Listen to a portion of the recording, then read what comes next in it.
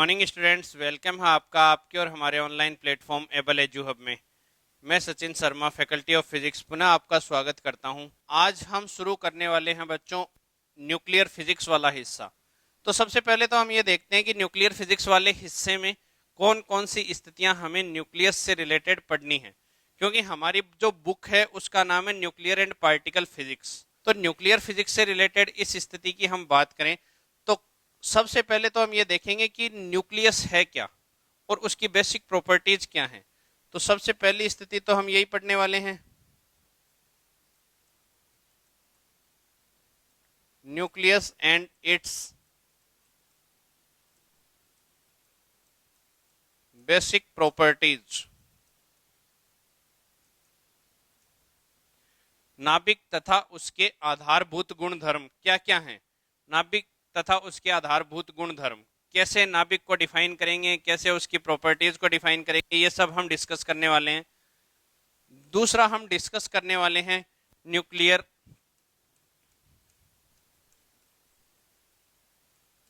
Models. Nuclear models, नाभिकीय model. देखो, जिस तरह से हमने परमाणु पढ़ा, परमाणुविक भौतिकी पढ़ी, एटॉमिक फिजिक्स, तो एटॉमिक फिजिक्स में हमने एटॉमिक मॉडल पढ़े थे, जैसे डोल्टन मॉडल पढ़ा था, थॉमसन मॉडल पढ़ा था, रदरफोर्ड मॉडल पढ़ा था, बोर मॉडल पढ़ा था। इसी तरीके से न्यूक्लियर फिजिक्स के अंदर हम न्यूक्लियस मॉडल पढ़ेंगे कि न्यूक्लियर मॉडल किस किस तरह के हैं। तो ये टोटल हमारे सिलेबस में 3 टाइप के मॉडल दिए हुए हैं। न्यूक्लियर फिजिक्स में न्यूक्लियर मॉडल जो है वो 3 तरह के हैं। पहला जो मॉडल है वो है हमारा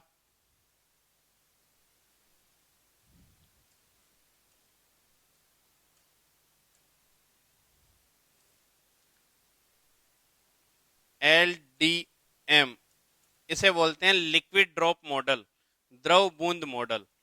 दूसरा जो मॉडल है हमारा वो मॉडल है सेल मॉडल। सेल मॉडल, दूसरा मॉडल है सेल मॉडल। सेल मॉडल में क्या है कि कोष से रिलेटेड स्थितियों का अध्ययन करेंगे। जिस तरह से परमाणु के कोष होते थे, ठीक वैसे ही नाभिक के भी कोष होते हैं। तो वो कोष कैसे होंगे वो इस मॉडल के अंतर्गत समझाए गए। देखो, जो स्थिति लिक्विड ड्रॉप मॉडल को एक्सप्लेन करने के लिए दी गई थी उसकी स्थितियां भी हम देखेंगे, सेल मॉडल की स्थितियां भी देखेंगे। ये स्थिति लिक्विड ड्रॉप मॉडल की कुछ स्थितियां समझाती है न्यूक्लियर मॉडल की। सेल मॉडल इसकी शेष बची हुई स्थितियां भी एक्सप्लेन करता है, लेकिन इसे एक्सप्लेन होने के बाद भी कुछ ऐसी स्थितियां रह जाती हैं जो इस मॉडल और इस मॉडल के द्वारा भी समझाई नहीं जा सकती। तो उसके लिए एक तीसरा मॉडल और दिया गया जिसे बोला गया collective model. Collective model, collective model में क्या है, इसे बोलते हैं संग्रहण मॉडल। संग्रहण मॉडल में इसकी और इसकी जो इंपॉर्टेंट बातें थी उसे संग्रहित करके एक जगह रखा गया और उससे रिलेटेड एक मॉडल बनाया गया जिसे कलेक्टिव मॉडल कहा गया। तो हमारे सिलेबस में मेनली लिक्विड ड्रॉप मॉडल और सेल मॉडल की स्थितियां हैं। लिक्विड ड्रॉप मॉडल बहुत डिटेल में है, न्यूक्लियर फिशन और फ्यूजन की स्थिति में भी हम इसे डिफाइन करते हैं।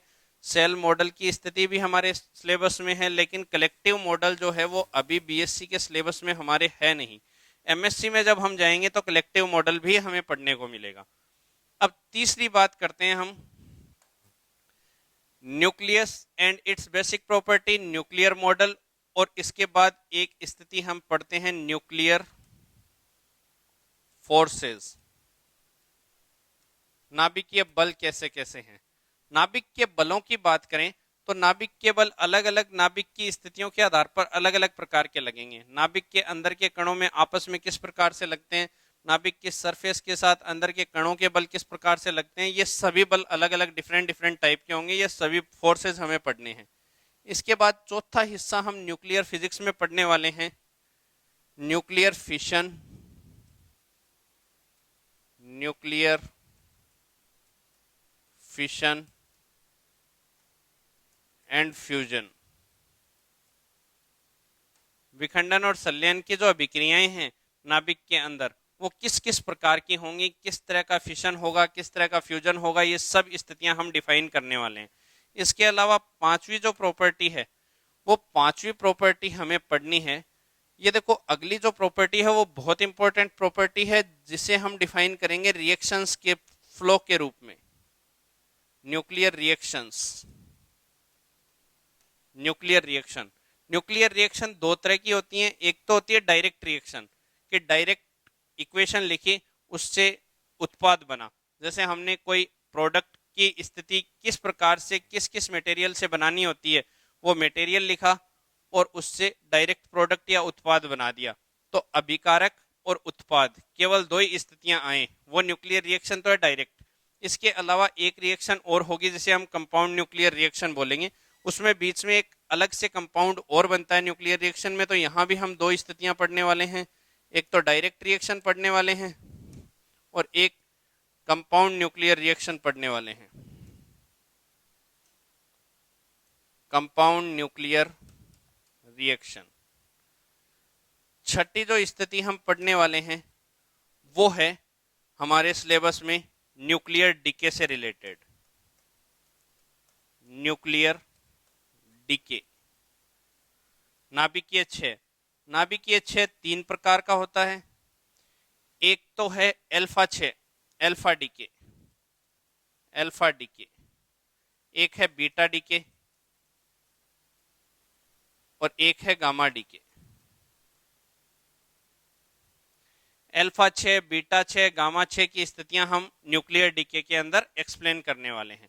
इसके अलावा सेवंथ कंडीशन के अंदर हम जो पढ़ने वाले हैं उस स्थिति को मैं थोड़ा आगे अगले पेज पे लेके चलता हूं, उस पर डिफाइन करते हैं।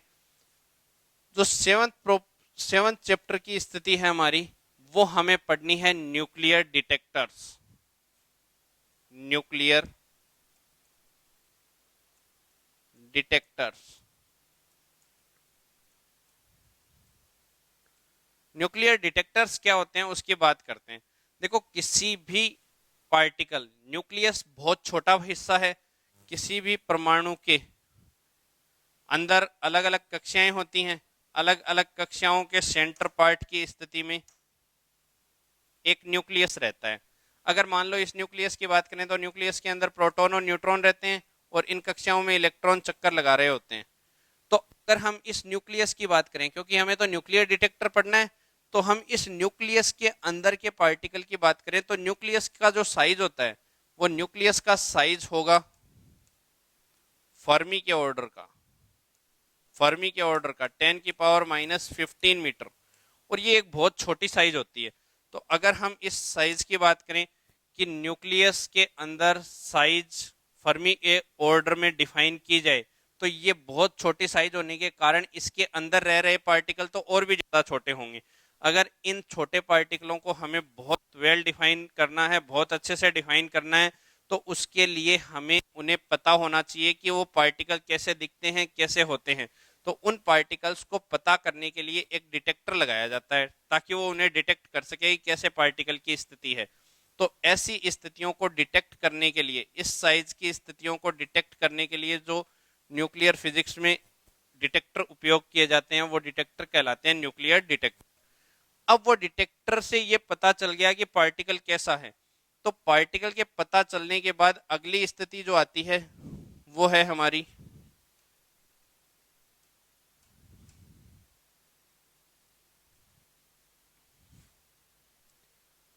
अगली स्थिति है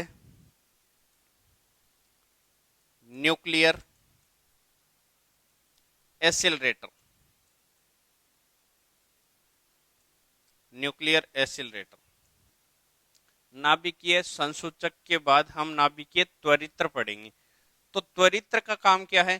त्वरित्र का काम है कण को त्वरित करवाना, गति देना, कक्षाओं में गति करवाने के लिए।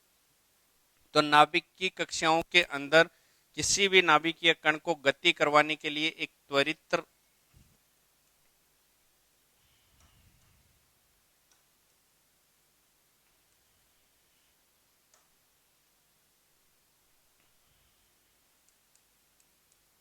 त्वरित्र उपयोग में लिया जाता है। वो त्वरित्र अलग अलग प्रकार का हो सकता है। इलेक्ट्रॉन के लिए अलग हो सकता है, प्रोटॉन के लिए अलग हो सकता है, न्यूट्रॉन के लिए अलग हो सकता है, या और किसी पार्टिकल के लिए वो अलग अलग प्रकार का पाया जा सकता है। तो इन्हीं सभी स्थितियों की बात करेंगे हम न्यूक्लियर एसिलरेटर में। तो ये सब बेसिक प्रॉपर्टीज से लेके न्यूक्लियर एसिलरेटर तक की स्थितियां हम डिफाइन करने वाले हैं। इन्हें डिफाइन करने से पहले हमें एक बेसिक प्रॉपर्टी और डिफाइन करनी पड़ेगी। उस बेसिक प्रॉपर्टी की तरफ हम चलते हैं। अगर हम बात करें टूल्स की, न्यूक्लियर टूल्स की, न्यूक्लियर टूल्स, देखो टूल्स होते क्या हैं। सबसे पहले तो हम बात करते हैं कि टूल्स किसे कहा जाता है। टूल्स वो स्थिति होती है जो किसी भी स्थिति को एक्सप्लेन करने के लिए बेसिकली हमें चाहिए ही चाहिए। जैसे अगर मान लो मुझे एक पेच कसना है, एक स्क्रू कसना है, तो उसके लिए मुझे एक स्क्रू चाहिएगा। जहां कसना है वो दीवार या जिस भी स्थान पे कसना है वो स्थान चाहिएगा। इसके अलावा मुझे स्क्रू ड्राइवर चाहिएगा। तो ये टूल्स हैं सारे के सारे। ठीक इसी प्रकार से न्यूक्लियर फिजिक्स को एक्सप्लेन करने के लिए भी कुछ टूल्स दिए गए। जो टूल्स दिए गए वो दो तरह के टूल्स दिए गए। एक तो दिए गए physical tools, physical tools. Physical tools में क्या क्या आते हैं उनकी स्थिति की बात करते हैं हम। फिजिकल टूल्स में आते हैं एक्सेलरेटर, डिटेक्टर और मास स्पेक्ट्रोग्राफ।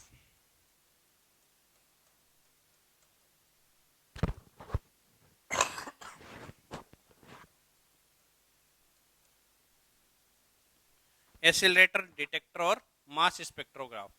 देखो मास स्पेक्ट्रोग्राफ की अगर हम बात करें तो मास स्पेक्ट्रोग्राफ है क्या। सबसे इंपॉर्टेंट बात है ये, अभी तक हमने इस पर डिस्कस नहीं किया है। न्यूक्लियर फिजिक्स के अंदर न्यूक्लियस के अंदर जो भी पार्टिकल रह रहे हैं, मान लो एटम है, एटम का ये न्यूक्लियस हिस्सा है। इस न्यूक्लियस के अंदर जो भी पार्टिकल रह रहे हैं वो बहुत ही स्मॉल पार्टिकल होंगे, बहुत ही छोटे पार्टिकल होंगे। अगर ये बहुत छोटे पार्टिकल हैं, बहुत छोटे पार्टिकल हैं, तो उनकी साइज को हमें सूक्ष्मदर्शी, दूरदर्शी, टेलीस्कोप इनके आधार पर हम मेजर कर सकते हैं। लेकिन अगर उस पार्टिकल का मास हमें कैलकुलेट करना हो तो ऐसा तो है नहीं। जब वो पार्टिकल दिख ही नहीं रहा है तो हम जो चीज दिख ही नहीं रही है, क्या उसे पकड़ के तुला पे रख के तोल सकते हैं? क्या नहीं तोल सकते। तो ऐसी स्थिति के आधार पर अगर हम ये देखें कि न्यूक्लियर पार्टिकल का द्रव्यमान हमें निकालना हो, मास हमें पता करना हो, तो वो कौन से मेथड से ज्ञात किया जाए। तो उसके लिए न्यूक्लियर फिजिक्स में एक टूल बनाया गया। इस टूल का नाम क्या दिया गया? मास स्पेक्ट्रोग्राफ। क्या दिया गया? द्रव्यमान स्पेक्ट्रोग्राफ। तो द्रव्यमान स्पेक्ट्रोग्राफ एक ऐसा टूल है जो किसी भी सूक्ष्म से सूक्ष्म कण की द्रव्यमान की स्थिति को एग्जैक्टली कैलकुलेट कर देता है। और ये कैलकुलेट करता किसमें है? ये कैलकुलेट करता है एनर्जी की फॉर्म में, एनर्जी की फॉर्म में। और एनर्जी क्या होती है? एनर्जी होती है E बराबर mc², जहां c तो कांस्टेंट है, प्रकाश का वेग है। तो हम इसे ये लिख सकते हैं, ये डायरेक्टली प्रोपोर्शनल है किसके? m के। अगर एनर्जी द्रव्यमान के समानुपाती है तो द्रव्यमान एनर्जी पर निर्भर करेगा। तो द्रव्यमान अगर निकालना है तो वो किस पे निर्भर करता है? एनर्जी पे। तो यहां से निकाली जाती है एनर्जी और उस एनर्जी के आधार पर द्रव्यमान को कन्वर्ट कर लिया जाता है। तो यहां से ये काम है सारा का सारा द्रव्यमान स्पेक्ट्रोग्राफ का। ये तो है द्रव्यमान स्पेक्ट्रोग्राफ, द्रव्यमान स्पेक्ट्रोग्राफ। ठीक ऐसी ही स्थिति है त्वरित्र की, एक्सीलरेटर की, और ठीक ऐसी स्थिति है संसूचक की, जो अभी मैंने बता दिया था। तो ये तो हैं आपके फिजिकल टूल्स। फिजिकल टूल्स की हम बात करें तो यहां से एक चीज ध्यान रखेंगे अब आप,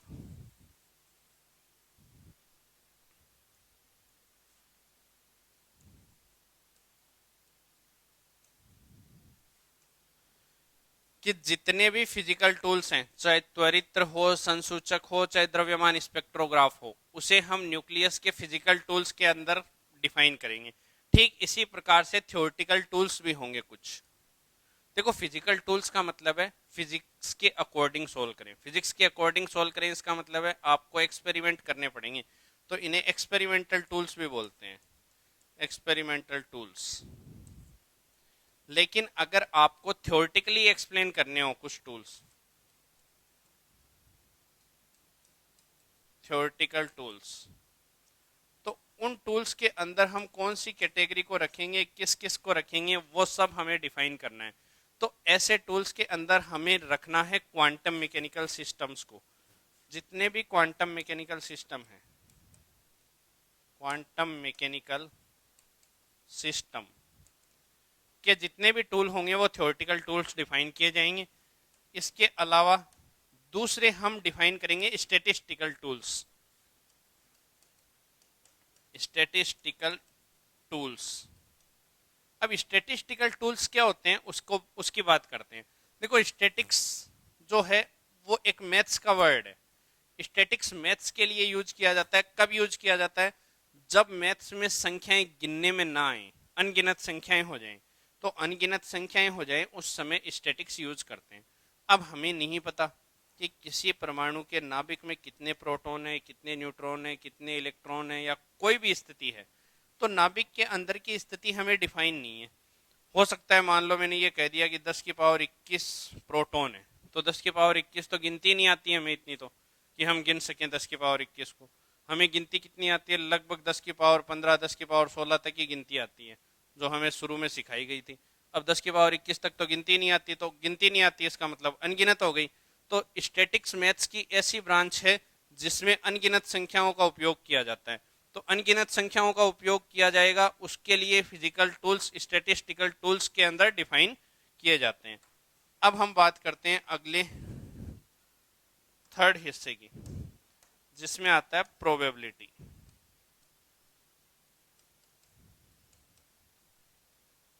प्रोबेबिलिटी, थोड़ी बहुत प्रोबेबिलिटी से रिलेटेड क्वेश्चंस होंगे। थोड़ी बहुत प्रोबेबिलिटी के आधार पे, टूल्स के आधार पे थ्योरेटिकल कैलकुलेशंस की जाएंगी। वो सारी की सारी हम यहाँ डिफाइन करने वाले हैं। तो ये हो गए आपके न्यूक्लियर टूल्स। तो न्यूक्लियर फिजिक्स को पढ़ने के लिए आपको इन सभी चीज़ों की हेल्प लेनी पड़ेगी। तो इन सभी को हम पहले वन बाय वन देखते हैं न्यूक्लियर बेसिक प्रॉपर्टीज के अंदर, फिर हम इसे डिफाइन भी करेंगे। तो इससे रिलेटेड अगली स्थिति हम देखते हैं। अगली स्थिति पे जब हम चलें तो अगली स्थिति में देखो, सबसे पहले हम बात करते हैं बेसिक न्यूक्लियर फिजिक्स की। Basic nuclear physics,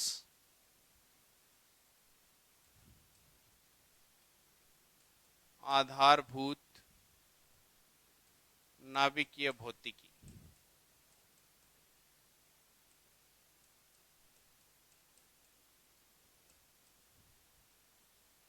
basic nuclear physics. अब हम बेसिक न्यूक्लियर फिजिक्स की बात करें तो बेसिक न्यूक्लियर फिजिक्स में हमें एक इंपॉर्टेंट टॉपिक पढ़ने को मिलता है, हम उसको पहले डिस्कस भी कर लेते हैं। देखो बेसिक न्यूक्लियर टूल्स के अंदर हमें एक जेपी वैल्यू निकालनी पड़ती है न्यूक्लियस से रिलेटेड। तो सबसे पहले हम उस न्यूक्लियस से रिलेटेड स्थिति देखते हैं कैसी होगी। सबसे पहले हम पता करते हैं न्यूक्लियस होता क्या है, कैसी इसकी स्थिति होती है, कहाँ ये होता है, और फिर इसके अंदर कैसी कैसी स्थितियां और पॉसिबल है। तो मैं एक इंपॉर्टेंट बात बताने जा रहा हूँ, सुनना। न्यूक्लियस से पहले हम डिफाइन करते हैं थोड़ा बहुत एटम के बारे में। थोड़ा बहुत हम डिफाइन करेंगे एटम।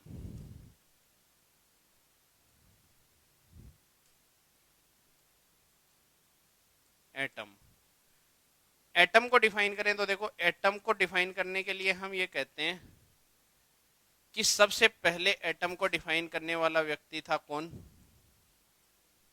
Dalton, John Dalton. 1808 में सबसे पहले एटम के लिए इसने एक डेफिनेशन दी, एक एक्सप्लेनेशन दिया। उस एक्सप्लेनेशन में क्या कहा इन्होंने? इन्होंने ये कहा कि परमाणु एक खोखला गोला है। क्या है परमाणु? एक खोखला गोला।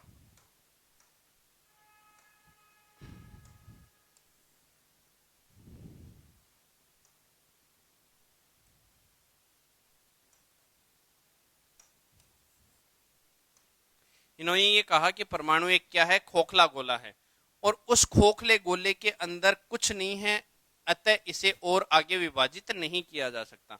देखो अगर किसी के अंदर कुछ है ही नहीं, तो जब है ही नहीं तो उसमें विभाजित भी नहीं कर सकते। इसलिए इन्होंने सबसे पहले ये कहा कि परमाणु क्या है? एक खोखला गोला है। परमाणु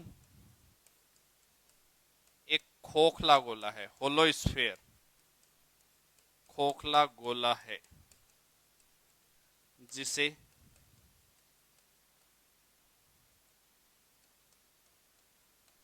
और आगे विभाजित नहीं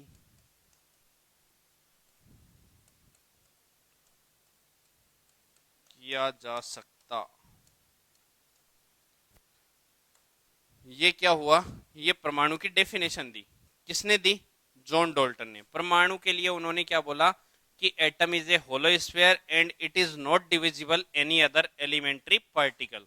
किसी भी प्रारंभिक कण में विभाजित नहीं किया जा सकता, क्योंकि वो तो खोखला है, जब कुछ है ही नहीं उसके अंदर तो और प्रारंभिक कणों में विभाजित कैसे करेंगे। तो खोखले गोले के होने के कारण इसे विभाजित करना वर्जित था, किसके अनुसार, 1908 में डाल्टन की 1808 में डाल्टन के अनुसार। लेकिन 1808 से 1897 आते आते 1897 में एक वैज्ञानिक था जे थॉमसन। जे थॉमसन ने क्या कहा, जे थॉमसन ने ये कहा कि नहीं, जो डाल्टन कह रहा है वो गलत है। अब क्या गलत है उसमें, इसने ये बोला कि परमाणु एक गोला तो है, लेकिन क्या नहीं है, खोखला गोला नहीं है। परमाणु एक गोला तो है, लेकिन क्या नहीं है, खोखला गोला नहीं है। और अगर खोखला नहीं है तो उसे और आगे विभाजित किया जा सकता है। लेकिन उसने ये लाइन नहीं बोली कि आगे विभाजित किया जा सकता है कि नहीं किया जा सकता, लेकिन उन्होंने ये खंडन किया कि खोखला गोला नहीं है, क्योंकि उन्होंने इसके अंदर कुछ देखा। क्या देखा, उन्होंने इसके अंदर ऐसा कुछ देखा कि जिस तरह से तरबूज के अंदर तरबूज के बीज होते हैं, ठीक उसी तरह नाभिक के अंदर भी परमाणु के अंदर भी कोई ना कोई स्थिति उपस्थित होती है। जिस तरह से तरबूज के अंदर तरबूज के बीज होते हैं अलग अलग जगह पे, वो कहीं भी हो सकते हैं, तरबूज के अंदर हो सकता है सेंटर में हो सकता है कोने पे हो, बीच में हो, कहीं भी हो सकते हैं। ठीक वैसे ही उन्होंने एक मॉडल दिया जिसे थॉमसन मॉडल कहते हैं 1897 में, और उन्होंने ये बताया कि परमाणु एक क्या नहीं है, खोखला गोला नहीं है। अब देखो यहां से एक चीज पता चलती है हमें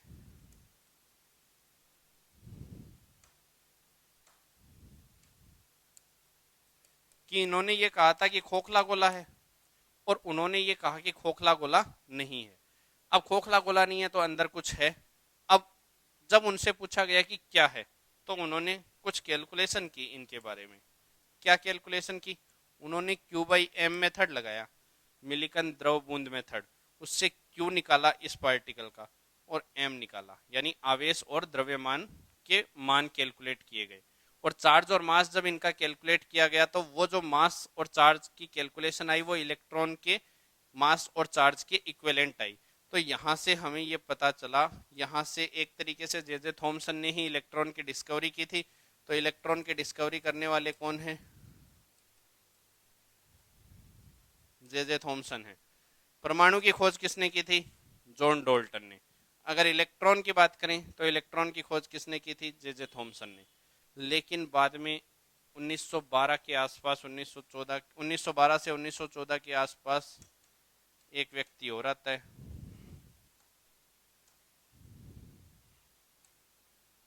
1912 से 14 के बीच कौन आता है, रदरफोर्ड। ये भाई साहब क्या बोलते हैं, रदरफोर्ड ने क्या बोला, रदरफोर्ड ने ये बोला कि भाई साहब डाल्टन भी अपनी जगह कुछ कुछ सही था, कि उसने ये तो कह दिया था गोला है, बस उसने यही तो कहा था कि खोखला है। इसने भी सही बोला कि नहीं गोला तो है लेकिन वो खोखला नहीं है, उसमें कुछ है, और वो जो है वो इलेक्ट्रॉन है, ये भी सही था। अब ये क्या कहते हैं, ये कहते हैं कि हम एक चीज और बताते हैं आपको। बोला हमने एक एक्सपेरिमेंट किया है, और वो एक्सपेरिमेंट क्या किया है, एक्सपेरिमेंट किया है अल्फा कणों का प्रकीर्णन प्रयोग।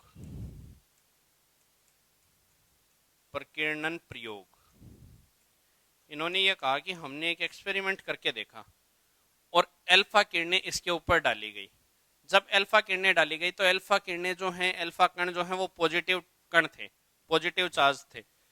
अब इलेक्ट्रॉन तो नेगेटिव चार्ज होता है, तो जब अंदर से बाहर से पॉजिटिव आएगा तो इलेक्ट्रॉन अंदर नेगेटिव बैठा है तो वो तो इसे अट्रैक्ट करना चाहिए, तो सारे के सारे अल्फा कणों को वो अट्रैक्ट कर लेना चाहिए। लेकिन कुछ अल्फा कण तो सीधे के सीधे गुजर जाते हैं, अट्रैक्ट हो जाते हैं। कुछ अल्फा कण 90 डिग्री पे मुड़ जाते हैं, कुछ किसी एंगल पे मुड़ जाते हैं। लेकिन एक पार्टिकल ऐसा भी था जो अंदर तो गया लेकिन वापस उसी साइड में जिस डायरेक्शन से गया था उसी डायरेक्शन में वापस लौट आया। इसका मतलब यहाँ क्या होता है कि यहाँ, और वो जो पार्टिकल था वो था यहाँ सेंटर के आसपास। तो इन्होंने ये कहा कि सेंटर की तरफ जाने वाली स्थिति वापस लौट के आ जाती है। अगर ये वापस लौट के आई इसका मतलब अल्फा पार्टिकल पॉजिटिव था, पॉजिटिव गया। अगर यहाँ इलेक्ट्रॉन होता नेगेटिव होता तो नेगेटिव वाला पॉजिटिव को क्या करना चाहिए था, अट्रैक्ट करना चाहिए था। अगर ये नेगेटिव वाला पॉजिटिव वाले को अट्रैक्ट करना चाहिए था, अगर नेगेटिव वाला पॉजिटिव वाले को अट्रैक्ट करना चाहिए था, तो यहाँ एक समस्या आती है कि अगर ये अट्रैक्ट करना चाहिए था तो ये रिपल क्यों हुआ। अगर ये रिपल होता है इसका मतलब यहाँ कोई ना कोई ऐसी प्रॉब्लम है जो इससे रिपल कर रही है। तो इन्होंने ये बताया कि यहाँ पॉजिटिव चार्ज जरूर होगा क्योंकि पॉजिटिव ही पॉजिटिव को रिपल कर सकता है। तो ऐसी सिचुएशन के आधार पर रदरफोर्ड ने क्या कहा कि यहाँ सेंटर में इस परमाणु के कुछ ना कुछ है, और उस कुछ को इसने क्या नाम दिया, इस कुछ को इसने नाम दिया न्यूक्लियस। न्यूक्लियस केंद्र पे क्या है,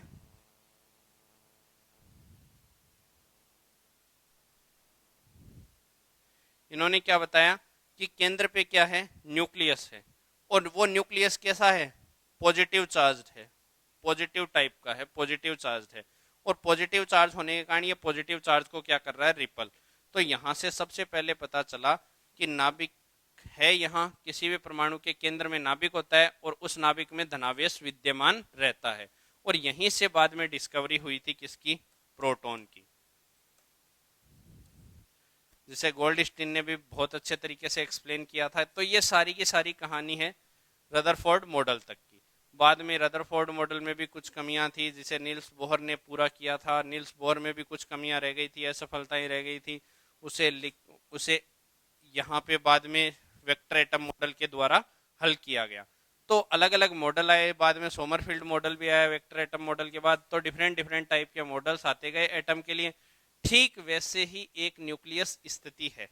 अब एटम हमने एक्सप्लेन कर दिया, अब मैं कुछ स्थिति न्यूक्लियस की एक्सप्लेन कर रहा हूं। यहां न्यूक्लियस की एक्सप्लेन करने से पहले देखो, यहां हम बात कर रहे थे अभी न्यूक्लियस की, न्यूक्लियस।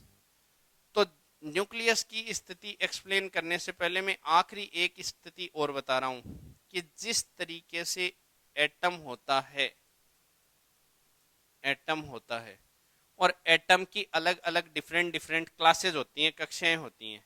ये एटम की डिफरेंट डिफरेंट कक्षाएं हैं मान लो, और ये एटम का सेंटर है। एटम के सेंटर को हमने क्या कहा था, ये तो एटम की क्या है, कक्षाएं हैं, कक्षाएं हैं। ये तो एटम की कक्षाएं हैं। और ये क्या था, ये था एटम का सेंटर। सेंटर जिसे हम क्या कहते थे, न्यूक्लियस, न्यूक्लियस कहते थे। ठीक वैसे ही नाभिक के अंदर भी कुछ डिफाइन किया गया। क्या डिफाइन किया गया, नाभिक में यह बताया गया कि जिस तरीके से एटम की कक्षाएं होती हैं, ठीक वैसे ही अगर इतने से हिस्से को देखा जाए, केवल इतने से हिस्से को, तो इस हिस्से को मैं बड़ा दिखा रहा हूं, तो इस हिस्से को देखा जाए तो ये न्यूक्लियस है। केवल मैं न्यूक्लियस को एक्सप्लेन कर रहा हूं अब। तो अगर मैं किसी न्यूक्लियस को देखूं, मान लो मैंने इस स्थिति को माइक्रोस्कोप से देखा, इतनी सी स्थिति को, तो मुझे वो माइक्रोस्कोप में क्या दिखाई देगी,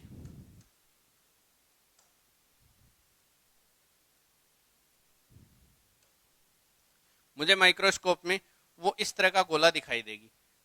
अब उस गोले के अंदर भी मुझे क्या दिखाई दे रही हैं, अलग अलग कक्षाएं दिखाई दे रही हैं। तो मुझे क्या पता चला, मुझे ये पता चला कि जिस तरह से एटम के अंदर कक्षाएं होती हैं, ठीक उसी तरह से न्यूक्लियस के अंदर भी क्या होती हैं, कक्षाएं होती हैं। ठीक उसी तरह से न्यूक्लियस के अंदर भी कक्षाएं होती हैं। लेकिन उस न्यूक्लियस की कक्षाओं के सेंटर में भी कोई सेंटर होता है और उसमें भी कोई ना कोई पार्टिकल रह रहा होता है। तो जिस तरह से हम एटम की कक्षाएं डिफाइन करते हैं, ठीक वैसे ही हम किसकी कक्षाएं डिफाइन करते हैं, न्यूक्लियस की कक्षाएं डिफाइन करते हैं। लेकिन एटम की कक्षाओं को हमने एटॉमिक मॉडल में अलग अलग मॉडलों में हमने इनकी कक्षाओं का वर्गीकरण किया। इनकी कक्षाओं को हमने अलग अलग तरीके से पढ़ा। पहली कक्षा जो है उसे हम लाइमन सीरीज बोलते हैं, लाइमन सीरीज की रेखाएं होती हैं। दूसरी होती है लाइमन बामर सीरीज की, बामर सीरीज की। तीसरी होती है पास्चन सीरीज की, पास्चन सीरीज। चौथी है ब्रैकेट सीरीज, ब्रैकेट सीरीज की। और पांचवी होती है फुंड सीरीज, फुंड सीरीज। तो अलग अलग सीरीज की क्लासेस होती थी वहां पे। ठीक ऐसे ही इसकी भी अलग अलग सीरीज की कक्षाएं होंगी। तो वो कक्षाएं कैसी होंगी, Lyman series, बामर series, Paschen series, इसको हम अलग अलग कक्षाएं बनाते थे ऐसे, और इसमें नाम देते थे N1 कक्षा, N2 कक्षा, N3 कक्षा, N4 कक्षा। इसी तरह से NN कक्षाएं हो सकती थी या NI कक्षाएं हो सकती थी, कितनी भी कक्षाएं हो सकती थी। ठीक इसी प्रकार से नाभिक में भी कक्षाएं होती हैं। और नाभिक में जो कक्षाएं होती हैं उन कक्षाओं में जिस तरह से परमाणु की कक्षाओं में इलेक्ट्रॉन रहते हैं, परमाणु की कक्षाओं में कौन रहते हैं, इलेक्ट्रॉन रहते हैं, ठीक वैसे ही नाभिक की कक्षाओं में कौन रहेंगे, नाभिक की कक्षाओं में, नाभिक में कौन कौन रहते थे, प्रोटॉन और न्यूट्रॉन। तो नाभिक की कक्षाओं में रहेंगे प्रोटॉन और न्यूट्रॉन, ये दोनों रहेंगे। तो इन सभी कक्षाओं में प्रोटॉन और न्यूट्रॉन रहते हैं। अब मान लो मैंने इस कक्षा की अलग अलग स्थिति एक्सप्लेन की। मान लो इस नाभिक की कक्षाओं की बात करता हूं मैं। मान लो क्लासेस ऑफ न्यूक्लियस,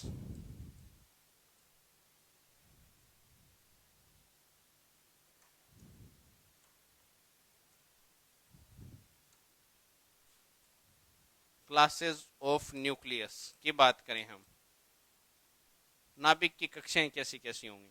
तो मान लो मैंने एक कक्षा ये बना दी, दूसरी कक्षा ये बना दी, तीसरी कक्षा ये बना दी, चौथी कक्षा ये बना दी, पांचवी कक्षा ये बना दी। इसी तरह से कितनी भी कक्षाएं बनाई जा सकती हैं ऊपर। मान लो ये वाली कक्षा है N1 कक्षा, ये N2 कक्षा, ये N3 कक्षा, ये N4 कक्षा, या फिर हम इसे ये कहेंगे कि मान लो ये पहली कक्षा है, ये पहली कक्षा है, ये दूसरी, ये तीसरी, ये चौथी, ये पांचवी। और इसी तरीके से ये NV कक्षा है, या इसे NV ना कहकर हम IV कक्षा कह रहे हैं, IV कक्षा है। अब हम इसे ये कहेंगे कि ये पहली कक्षा है, इसकी एनर्जी है E1, इसकी एनर्जी है E2, इस कक्षा की ऊर्जा है E3। जैसे परमाणु की ऊर्जा लिखते थे हम E1, E2, E3 up to Son En, ठीक वैसे ही नाभिक की ऊर्जाएं भी लिखेंगे हम, E4, E5 और इसे लिख देंगे EI। ठीक उसी प्रकार अगर मैं ये कहूं कि नाभिक की कक्षाएं हैं, तो नाभिक की कक्षाओं में प्रोटॉन और न्यूट्रॉन रहेंगे। इस कक्षा में कितने रहेंगे वो हम देखेंगे आगे, इस कक्षा में कितने रहेंगे वो भी आगे देखेंगे। तो अलग अलग कक्षाओं में कितने कितने रह सकते हैं वो सब देखने वाले हैं हम आगे। लेकिन मान लो मैंने ये कह दिया कि इस कक्षा में N1 पार्टिकल रहते हैं, प्रोटॉन और न्यूट्रॉन मिलकर N1 है, इसमें N2 है, इसमें N3 है, इसमें N4 है, इसमें N5 है, तो इसमें Ni हो जाएंगे। लेकिन अगर हम ये बात करें कि अलग अलग नंबर ऑफ पार्टिकल और अलग अलग एनर्जी लेवल के अंदर अगर हम कोई क्लासेस ऑफ न्यूक्लियस डिफाइन करते हैं, तो इसे डिफाइन करने के लिए हमें एक वैल्यू की ज़रूरत पड़ती है। एक वैल्यू, वैल्यू को बोलते हैं एक मान, कोई भी मान की ज़रूरत पड़ेगी। उस मान को हम बोलते हैं J की पावर P, JP वैल्यू। क्या बोलते हैं, इसे बोलते हैं JP मान, JP मान बोला जाता है। तो यहां से हम क्लासेस ऑफ न्यूक्लियस को डिफाइन करेंगे। डिफरेंट डिफरेंट क्लासेस होंगी, उनके JP वैल्यूज होगी डिफरेंट डिफरेंट, उनके J की स्थिति कैसी होगी, P की स्थिति कैसी होगी, वो थोड़ी बात कर लेते हैं। देखो J की जो स्थिति है वो हम इससे पहले पार्टिकल फिजिक्स वाले हिस्से में पढ़ चुके हैं। जे की स्थिति को हमने कोणीय संवेग डिफाइन किया था, और कोणीय संवेग की स्थिति को मैंने ये बताया था कि जे और एस इक्वल होते हैं। तो क्योंकि एल का मान तो नाभिक के लिए 0 होता था, जे इज इक्वल टू होता था टोटल प्लस एस, तो होता कक्षीय क्वांटम संख्या, और एस होता था चक्रण क्वांटम संख्या, और जे होता था कुल क्वांटम संख्या। तो कक्षीय क्वांटम संख्या नाभिक 0 की कक्षा में, पहली वाली कक्षा परमाणु की पहली वाली कक्षा के अंदर ही रहता था। तो अगर पहली वाली कक्षा के अंदर ही रहता है तो एल का मान तो 0 हो जाएगा, एस की वैल्यू डिफरेंट डिफरेंट होंगी, तो जो एस होगा वही जे हो जाएगा आपका। तो जेपी वैल्यू हम वहां से निकाल सकते हैं जे के लिए, तो और पी का मान होता है पेरिटी। तो ये सब हम निकालने वाले हैं नेक्स्ट क्लास में, तो ये सब हम बहुत डिटेल में पढ़ेंगे। तब तक के लिए थैंक यू।